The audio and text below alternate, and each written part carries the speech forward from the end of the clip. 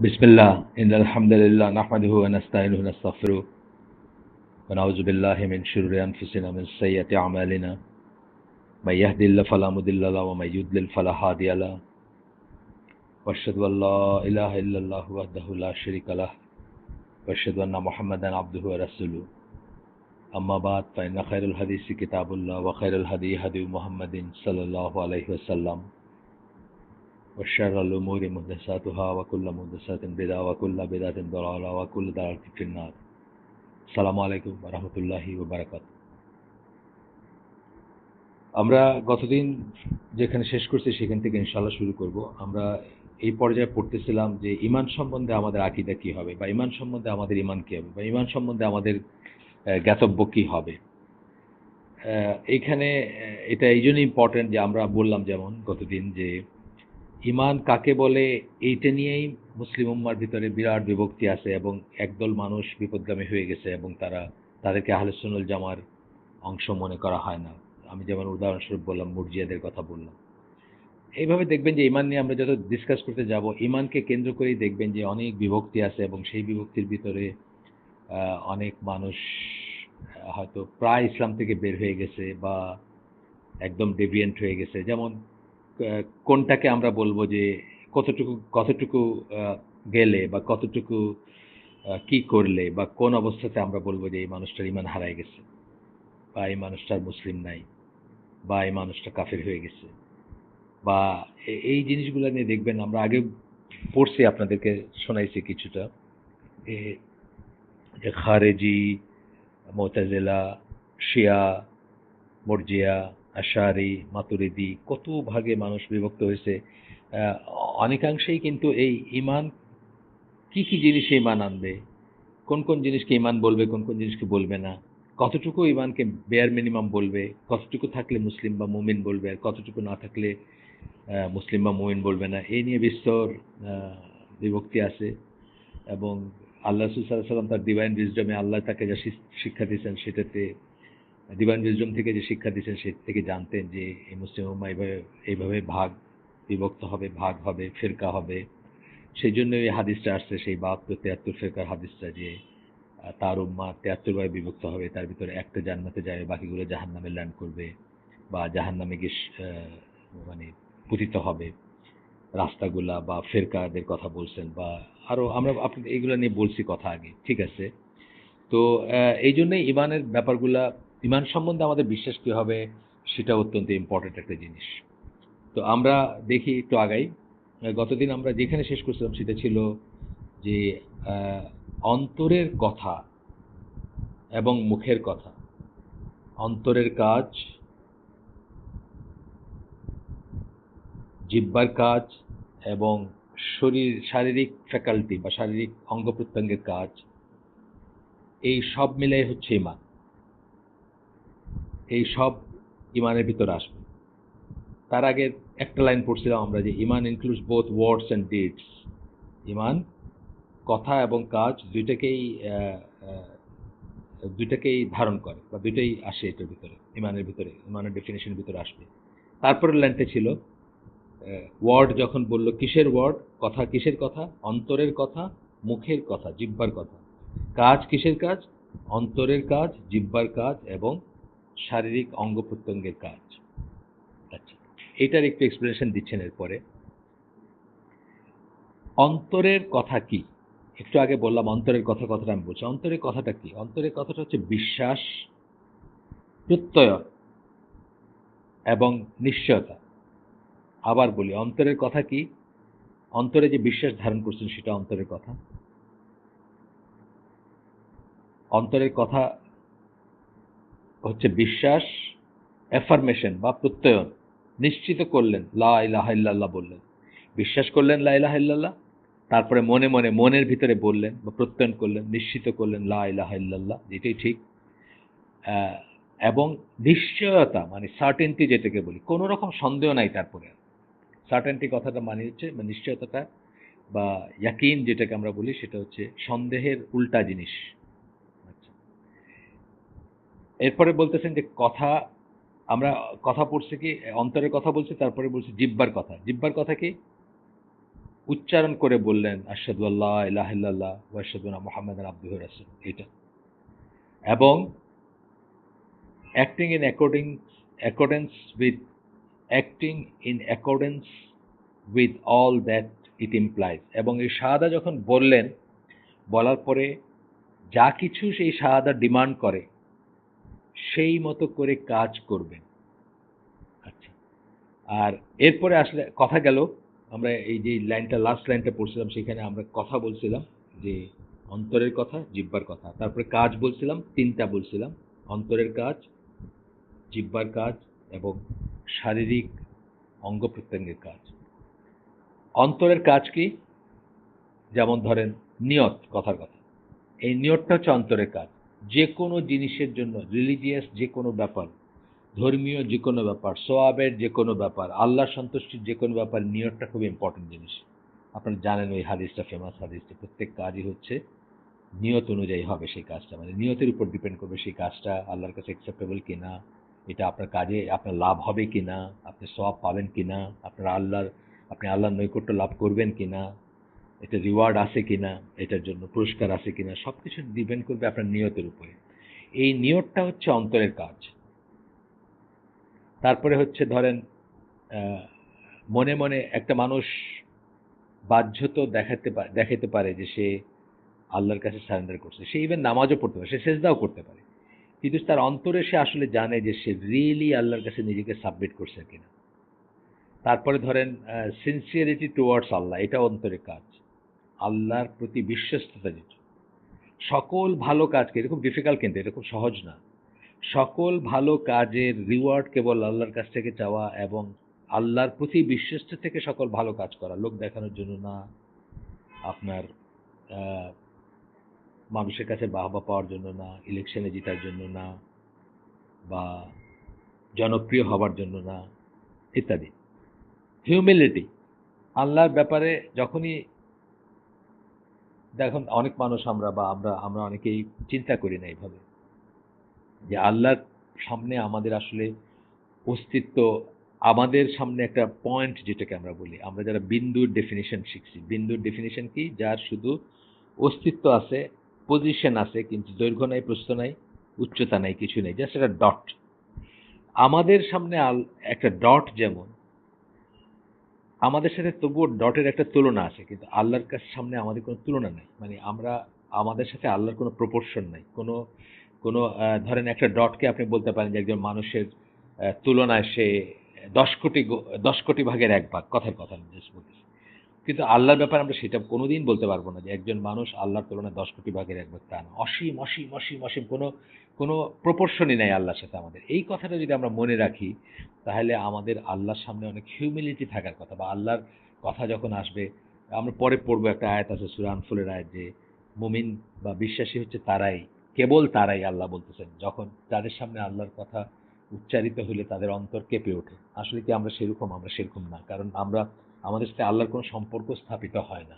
যদি সম্পর্ক স্থাপিত হইতো, আমরা যদি বুঝতাম, প্রতিনিয়ত যদি রিয়েলাইজ করতাম যে আল্লাহ কে, আল্লাহ কি, আল্লাহ কত মহান, কত বড়, কত পাওয়ারফুল, তাহলে আল্লাহর সামনে নিজেদের অস্তিত্বটা আমাদের একেবারে ক্ষুদ্রাতি ক্ষুদ্র মনে হইতো, এবং আমরা সেই হিউমিলিটি যেটাকে বলে, সেই নম্রতা, সেই আহ, আহ, নিজেকে ছোট করে নেওয়া আল্লাহর সামনে, সেটা আমরা করতে পারতাম। সেটা করতে পারি না, বিকজ আমরা এইভাবে চিন্তা করে দেখি না। একজন স্কলার, বিদেশি স্কলার, আমি আপনি চাইলে পরে এক সময় আমি এক্স্যাক্ট কোটেশনটা পড়ে শোনাবো। তো উনি বলছে যে আহ, আল্লাহ যে আমাদেরকে আই কথাটা বলতে দিচ্ছেন, আই, আই মানে আমি। আমরা অনেক সময় বলি আমি এইটা করছি, আমি ওইখানে গেছি, আমি এটা আর্ন করছি, এটা আমার বাড়ি, ওইটা আমার গাড়ি, আমি আমি পিএইচডি করছি, অথবা আমি বিরাট। এই যে আই আই কথাটা উনি বলতে চান, ফ্রিটজ অফ শাউন ওনার নাম, সুইজারল্যান্ডে বাড়ি ওনার, সুইস জার্মান ছিলেন, মুসলিম ছিলেন, বেঁচে আছেন কিনা আমি জানি না। তার একটা বই আমি পড়ছিলাম, সেখানে একটা কোটেশন ছিল, মানে একটা কোটেবল কোট ছিল আর, যে আমি আমাদেরকে যে আল্লাহ আই বলতে দিছেন, এটা অত্যন্ত করুণা করে দিছেন। আল্লাহ যেখানে নিজেকে আই বলতেছেন, সেখানে আর কোনো আই থাকার কথা না দুনিয়াতে, মানে আমি বলে কিছু থাকার কথা না। মহাবিশ্বে কেউ আমি বলতে পারার কথা না। আমি এটা করছি, আমি এটা করি, আমি এটা জানি, আমি এটা ওন করি, এই কথাগুলো বলতে পারার কথা না। আল্লাহ দয়া করে আমাদেরকে আই বলতে দিচ্ছেন। এই কথাটা যেন আমরা মনে রাখি এবং মনে রেখে যেন আল্লাহর প্রতি আমাদের হিউমিলিটি থাকে, নম্রতা থাকে। আমরা যেন ছোট হয়ে নরম নরম হয়ে যেন আল্লাহর সামনাসামনি হই, অথবা আল্লাহর কথা মনে করি। অনেক সময় দেখবেন মানুষ অনেক সময় আল্লাহর উপর রাগ করে, নাউজুবিল্লাহ, রাগ করে আল্লাহর উপর মানুষ। অনেক সময় এমন ধরেন তার সন্তানটা মারা গেছে, অথবা তার সম্পদটা নষ্ট হয়ে গেছে, অথবা তার ওয়াইফটা মরে গেছে, বা কিছু একটা, মানে দেখবেন একটা একটা রেজ চলে আসে মানুষের ভিতরে, এবং এক ধরনের একটা বিদ্রোহ চলে আসে। নজবিল্লা, এটা মানে একেবারেই শয়তানের চরিত্র যদি আমাদের ভিতর থেকে থাকে। আমরা এটাকে আস্তে আস্তে তাসকিয়াতুল নফস যেটাকে বলে, আমরা আস্তে আস্তে এটাকে, আমাদের নফসটাকে, আমাদের সেলফটাকে আমরা পিউরিফাই করে ফেলবো, এবং নিজের ছোটত্বটা, মানে আল্লাহর ভিসাভিস আল্লাহ আমাদের যে ছোটত্ব, সেটা আমরা সবসময় মনে রাখবো এবং প্রতিটা অবস্থায় মনে রাখতে চেষ্টা করব। এই জন্য কিন্তু আল্লাহ ওই যে রাদি আল্লাহ আনহু রাদু আনহু একটা সূরাতে বলছেন না, যে আহ, তাদের উপর আল্লাহ রাজি, তারাও আল্লাহর উপর রাজি। এটা কিন্তু অত্যন্ত ইম্পর্টেন্ট জিনিস। আপনার উপর আল্লাহ রাজি হবেন, যেমন যেমন মানে ডিজায়ার্ড একটা জিনিস।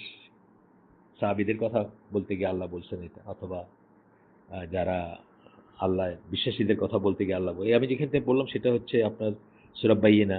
আর এছাড়া সূরা তওবাতেও বলছেন বা অন্যত্র বলছেন যে সাহাবীদের কথা বলতে গিয়ে বলছেন যে আল্লাহ তাদের উপর রাজি, তারাও আল্লাহর উপর রাজি। এটাও খুব ইম্পর্টেন্ট জিনিস, কিন্তু তারাও আল্লাহর উপর রাজি। তারা আল্লাহর উপর রাজি হওয়া মানে তাদেরকে আল্লাহ যেখানে যে অবস্থায় দুনিয়াতে যা দিছেন, যা দেন নাই, সব কিছু মিলায় তারা বলবে আলহামদুলিল্লাহ। এটা কিন্তু খুব সহজ জিনিস না, বা আমাদের জন্য হয়তো সহজ না। আমরা এত দূরে সরে গেছি যে আমরা এটা রিয়েলাইজ করি না। এরপরে বলতেছেন যে অন্তরের কাজের ভিতর আরো বলতেছেন ভালোবাসা কার প্রতি? আল্লাহর প্রতি ভালোবাসা, টুয়ার্ডস আল্লাহ, আল্লাহর প্রতি ভালোবাসা, এবং ভালো কাজ করার ইচ্ছা। সবসময় কিন্তু ভালো কাজ করতে নাও করতে পারেন, মানে আপনি তৌফিক না হইতে পারে, আপনি ইচ্ছাটা কিন্তু অলওয়েজ পোষণ করবেন। ভালো কাজ করার নিয়ত করে ফেলা বা ইচ্ছা করা অলমোস্ট এটা করার মতোই হয়ে গেল। কোন সেন্সে বললাম? যে যদি আপনি মারা যান বা কোনো কারণবশত আপনি সেটা ফুলফিল করতে পারলেন না, ইচ্ছা থাকা সত্ত্বেও পারলেন না, এবং যখন মারা গেলেন বা যখন আপনার ক্ষমতাটা চলে গেল করার, তখন পর্যন্ত আপনি, আপনার ইন্টেনশনটা ঠিকই ছিল, সেই ক্ষেত্রে কিন্তু অনেক অনেক ক্ষেত্রেই আপনি ওই ইন্টেনশনের জন্য রিওয়ার্ড পেয়ে যাবেন আল্লাহর কাছে। প্রায় ক্ষেত্রেই, প্রায় ক্ষেত্রেই আপনি ইন্টেনশনের জন্য রিওয়ার্ড পেয়ে যাবেন। হয়তো আহ, দুইটা একটা এক্সেপশন থাকতে পারে, কিন্তু মোস্ট অফ দ্য কেসেস আপনি ইন্টেনশনের জন্য পেয়ে যাবেন, যদি রিয়েলি আপনার অপারগতা থাকে যে আপনি করতে পারলেন না। যেমন ধরেন ডক্টর সাইফুল্লাহর সাথে আমরা একটা একটা কোর্স করছিলাম, মৃত্যুর উপরে কোর্স। তো এখানে বলতেছিলেন যে যে মানুষ কারো কাছে পাওনা রেখে মারা যায় তার জন্য খুব দুঃসংবাদ বলতেছিলেন, যে পাওনা এমনই একটা জিনিস যেটার জন্য অনেকের জান্নাত আটকায় যাবে, শহীদের পর্যন্ত জান্নাত আটকায় যাবে যদি তার কাছে কেউ পয়সা পায় বা টাকা পায়।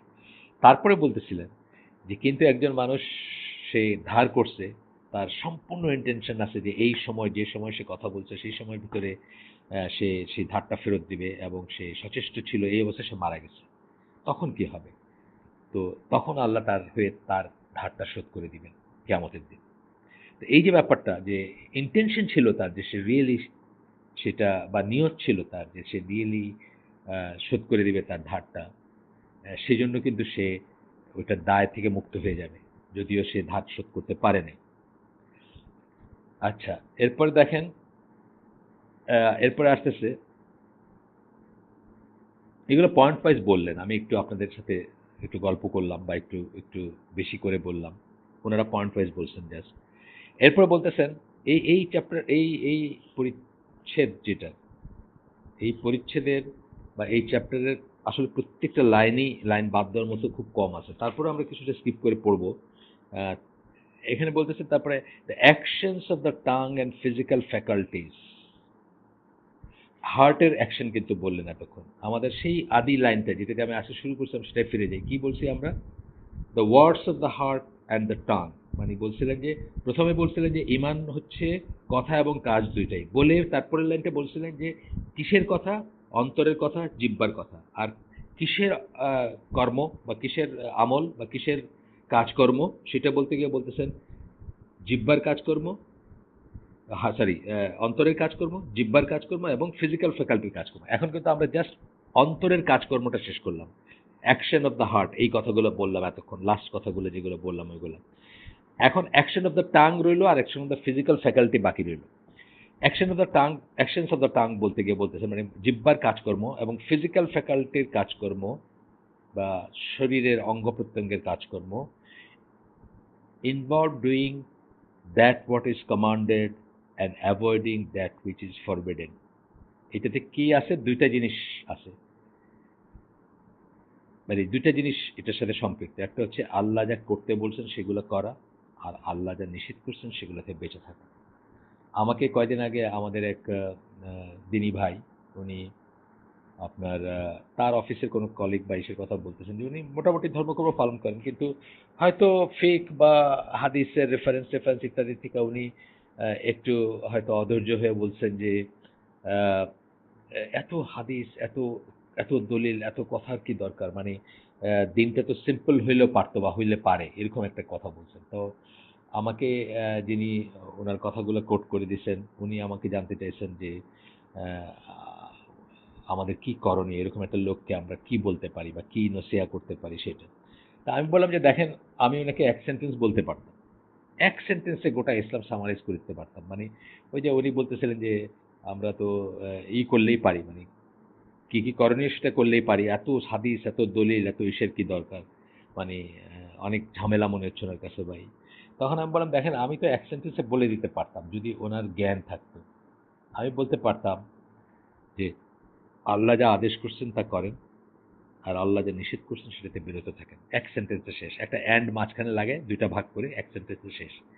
কিন্তু কথা হচ্ছে যে আল্লাহ কি, আমার তো জ্ঞান নাই, আল্লাহ কি করতে বলছেন এটার যেমন জ্ঞান নেই, কি নিষেধ করছেন সেটারও জ্ঞান নেই। এইখানেই চলে আসবে হাদিসি বলেন অথবা দলিল বলেন বা কারো মুখে শোনা বলেন বা কোনো স্কলার থেকে জেনে নেওয়া বলেন, এই কাজগুলার, এই ব্যাপারগুলোর প্রয়োজনীয়তা আসবে এখানেই, যখন আহ, উনি বুঝবেন যে আল্লাহ কি করতে বলছেন সেটাও উনি জানেন না এবং আল্লাহকে নিষেধ করছেন সেটাও উনি জানেন না। এটার জন্য জ্ঞানের দরকার আছে। আর সেখানেই আসতেছে হাদিস, দলিল, স্কলার বা আরো কোরআন বা আয়াত, এইসবের ব্যাপার আসতেছে। আসেন আমরা একটু আগাই। এখানে খুব সুন্দর একটা একটা কোটেশন ইমাম আল আউজাই, সুফিয়ান আস-সাউরি, আল হুমায়দি এবং আরো অনেকে আহ, এই কথাগুলো বলতেন। সেই কথাগুলোর একটা জাস্ট, এখানে তিনটা লাইন আছে ইংরেজিতে, একটা প্যারাগ্রাফ তিনটা লাইনে, কিন্তু আপনারা মনে রাখার চেষ্টা করবেন। আর এটা তো আপনাদের রেকর্ডেড থাকবে, আমি পড়বো, রেকর্ডেড থাকবে, দরকার হলে লিখে নেবেন। খুব সুন্দর কথাগুলো। আমি প্রথমে পড়ে যাই পুরাটা, তারপরে আমরা একটু একটু করে আলোচনা করবো সেটা নিয়ে। There is no faith without actions, comma, and no word and no action without intention, comma, and no word, action or intention unless it is in accordance with the sunnah. বিশাল একটা কথা, আপনি একটা বই লিখে ফেলতে পারবেন এই কথাগুলো এক্সপ্লেন করে। বলতেছেন কি যে কোনো বিশ্বাস বা ইমান নাই যদি অ্যাকশন না থাকে, কর্ম না থাকে, কাজ না থাকে, হ্যাঁ, কাজ না থাকে, ডিডস না থাকে, অ্যাকশন না থাকে, তাহলে কোনো ইমান নাই। অর্থাৎ ইমান থাকলে অ্যাকশন থাকতেই হবে। তারপর বলতেছেন আর no word and no action without intention, কোনো কথা অথবা কোনো অ্যাকশনেরও মানে হয় না যদি নিয়তটা ঠিক না হয়। আপনি অনেক বড় বড় কথা বললেন যে মানুষের সেবা করা উচিত, এটা করা উচিত, এবং সেবা করলেনও আপনি মানুষের, দুস্থ মানুষকে বা ক্ষুধার্তকে খাবার দিলেন, কিন্তু আপনার ইন্টেনশনটা ঠিক না। ইন্টেনশনটা হচ্ছে ইলেকশনে জেতা, অথবা ইন্টেনশনটা হচ্ছে তার কাছ থেকে কিছু আদায় করা। তাহলে কি হলো? ওই কাজগুলো মিনিংলেস হয়ে গেল। কথাটা কাজটা দুইটাই মিনিংলেস হয়ে গেল, মিনিংলেস হলো। তারপরে বলতেছেন and no word, action or intention, এবং কোনো কথা বা কোনো কাজ বা কোনো নিয়ত নাই, অথবা কথাও আছে, আপনার কাজও আছে এবং নিয়ত আছে, কিন্তু সব নিষ্ফল হবে unless it is in accordance with the সুন্নাহ, যতক্ষণ এটা সুন্নাহ অনুযায়ী না হয়। তাহলে আমরা একটু উদাহরণ দিয়ে বলি আরেকবার, যে আপনি বললেন যে নামাজ পড়া উচিত, আপনি নামাজ পড়ার জন্য দাঁড়াইলেন, রেডি হলেন, অজু করলেন, দাঁড়াইলেন, নিয়ত করছেন, অজুর নিয়ত ঠিক আছে, নামাজের নিয়ত ঠিক আছে, কিন্তু নামাজটা সুন্নাহ অনুযায়ী পড়লেন না। আল্লাহ রসুল যেভাবে পড়তে বলছেন, সে হাদিস সবাই জানেন, খুব ফেমাস হাদিস। আমাকে যেভাবে নামাজ পড়তে দেখছো বা আমাকে যেভাবে সালাত আদায় করতে দেখছো সেইভাবে সালাত আদায় করো। এক লাইনে শেষ, সব কথা শেষ। আপনার আমার দুনিয়ার মুসলমান যে নিজেকে ক্লেম করবে সবার একদম ছুটে যাওয়া উচিত এটা জানার জন্য যে আল্লাহ রসুল কীভাবে নামাজ পড়তেন, আল্লাহ রসুল কীভাবে সালাত আদায় করতেন। ওই যে উদাহরণটা দিলাম যে আপনি যে কথা বললেন যে হ্যাঁ আমি মানি ফরজ মানি যে আহ, আহ, সালাদটা ফরজ, এটা হলো আপনার ওয়ার্ড, মুখের কথা। অ্যান্ড দেন আপনি অ্যাকশনে যাচ্ছেন, অর্থাৎ আপনি অজু করতেছেন, আপনি মসজিদে গেছেন, আপনি সালাতে দাঁড়াইছেন, ঠিক আছে, অ্যাকশন। এবং আপনার ইন্টেনশনটাও সঠিক যে আমি সালাত পড়বো এই জন্য আমি দাঁড়াইছি, এই জন্য আমি আসছি, কিন্তু শেষ পয়েন্টটাতে আপনি ফেল করছেন, আপনি সুন্নাহ অনুযায়ী সালাত পড়েন, তাহলে ওটারও কোনো মিনিং থাকবে না। এখানে হয়তো সুন্নাহ অনুযায়ী বলতে আমরা হয়তো মনে করতেছি যে সালাতের ভিতর কতগুলো ফরজ, কতগুলো ওয়াজিব, কতগুলো সুন্নাহ থাকে বা এরকম, সেই সুন্নাহ বলা হচ্ছে না। ওভারঅল সালাদটা আল্লাহ রসুলের নির্দেশিত পথে আপনি করলেন। আপনি হয়তো শুনে অবাক হবেন যে এই মুহূর্তে দুনিয়াতে এমন মানুষ আছে যাদেরকে আমরা, যারা কোরআন অনলি বা কোরআনিয়ন, যাদের ভিতর অনেকেই মনে করেন বা আহ, অনেকেই মনে করেন যে কোরআনে তো আহ, উঠা বসার কথা বলা নাই, সালাত কায়েম করার কথা বলা হয়েছে। সুতরাং আমি মনে মনেও সালাত পড়তে পারি, আমাকে মসজিদে যাওয়ার দরকার নাই, রুকুতে যাওয়ার দরকার নাই, সেজদার যাওয়ার দরকার নাই, এটা মনে মনে করা যেতে পারে। এরকম বহু মানুষ কিন্তু মনে করেন ফিজিক্যাল সালাতের দরকার নেই, এরকম মনে করেন। তাহলে কি দাঁড়ালো, এখানে দুইটা জিনিস হলো। একটা হলো উনি প্রাথমিকভাবে উনি সুন্নাহ অনুযায়ী করলেন না জিনিসটা, এই সেন্সে আমি সুন্নাহটা বলতেছি। অর্থাৎ আল্লাহ রসুল সাল্লাহ সাল্লাম কোনো একটা জিনিস যেভাবে করতে বলে গেছেন, দেখাইতে বলে গেছেন, ইবাদতের প্রত্যেকটা জিনিস কিন্তু সেখান থেকে নিতে হবে। হজের ব্যাপারে বলছেন, শুন, এইটা যেমন সালাতের ব্যাপারে বললাম, হজের ব্যাপারে বলছেন না যে তোমরা আমার থেকে হজের নিয়মকানুন শিখে নাও। আপনি দেখবেন সহিহ হাদিস এটা কেন বলছেন, কারণ জানার আর কোনো উপায় নাই। আল্লাহ কি চান সেটা জানার একমাত্র উপায় হচ্ছে তার কাছ থেকে দেখে নিতে হবে, শিখে নিতে হবে যে কিভাবে এই কাজটা করব, ইবাদতের সকল কাজ। আচ্ছা, এই প্যারাগ্রাফটা আপনারা ইনশাল্লাহ লিখে ফেলবেন, লিখে দরকার হয় যারা পড়াশোনা করেন তাদের টেবিলে টেবিলে পেস্ট করে রাখতে পারেন, প্রিন্ট আউট করে ছোট্ট করে, এই ছোট্ট দুটা লাইন আবার পড়ি আমি। There is no faith without actions, comma, and no word and no action without intention, comma, and no word, action or intention unless it is in accordance with the sunnah. ব্যাস, শেষ। আচ্ছা, এরপর আমরা একটু আগাই।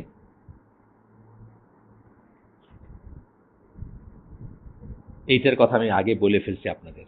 আল্লাহ কিন্তু ইমান কার আছে এটা ডিফাইন করতেছে, ভয়ঙ্কর কিন্তু। আপনি শুনলে শুনলে বুঝবেন যে আমাদের সবাই একটু চিন্তার ব্যাপার আছে, সবাইকে একটু নিজের ভিতরে তাকায় দেখার ব্যাপার। সূরা আনফালের 2 থেকে 4 নম্বর আয়াত, 2, 3, 4, আল্লাহ বলতেছেন, বিশ্বাসী তো কেবল তারাই, অথবা বিশ্বাসী হচ্ছে কেবল তারাই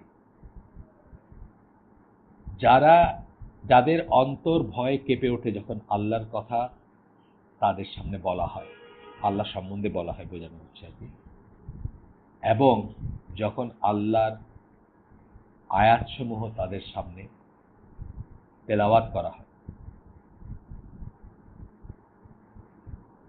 তখন সেই আয়াতসমূহ তাদের ঈমান বাড়ায় দেয়। অর্থাৎ একটা আয়াত তেলাওয়াত করলে তাদের ঈমানটা বৃদ্ধি পায়, আর তারা কেবল আল্লাহর উপর তাওয়াক্কুল করে, তাওয়াক্কুল মানে ভরসা করে। এরপরে বলতেছেন অনওয়ার্ড, মানে একই ইসের আন্ডারে চলতেছে এখন। বিশ্বাসিত কেবল তারাই এটার আন্ডারে চলতেছে যারা সালাত কায়েম করেন এবং তাদেরকে যা দেওয়া হয়েছে রিজিক হিসাবে তার থেকে তারা খরচ করে। তারপরে এখন চলতেছে, শেষ হয়নি। এরাই হচ্ছে সত্যিকার বিশ্বাসী, আর তাদের জন্য রয়েছে বিশাল সম্মান বা মর্যাদা, তাদের তাদের প্রভুর সাথে, প্রভুর কাছে তাদের জন্য মর্যাদা রয়েছে এবং ক্ষমা। আর জেনারাস প্রভিশন মানে বোঝানো হচ্ছে জান্নাত। সূরা আনফালের 2 থেকে 4 নম্বর আয়াত। আমার সামনে যেহেতু ইংরেজিতেই ট্রান্সলেশনটা আছে, আমি একবার পড়ে দিই আপনাদের। বাংলায় আপনারা দেখে নিন আপনাদের কাছে, যখন কোরআন তো সবাই ঘরে আছে। The believers are only those, এই আয়াতটা শুরু হচ্ছে ইন্নামা দিয়ে। আপনারা জানেন ইন্নামা মানে কেবল, কেবল, কেবলই। ইন্নামাল মুমিনুনা বলে শুরু হয়েছে। The believers are only those who, when Allah is mentioned, feel a fear in their hearts, and when His verses are recited unto them, they, ব্র্যাকেটে বলতেছেন the verses মানে আয়াতগুলা, increase their faith and they put their trust in their Lord, who perform a salah and spend out of what we have provided them. It is they who are the believers in truth. For them are grades of dignity with their Lord, and forgiveness and a generous provision. আপনি দেখেন,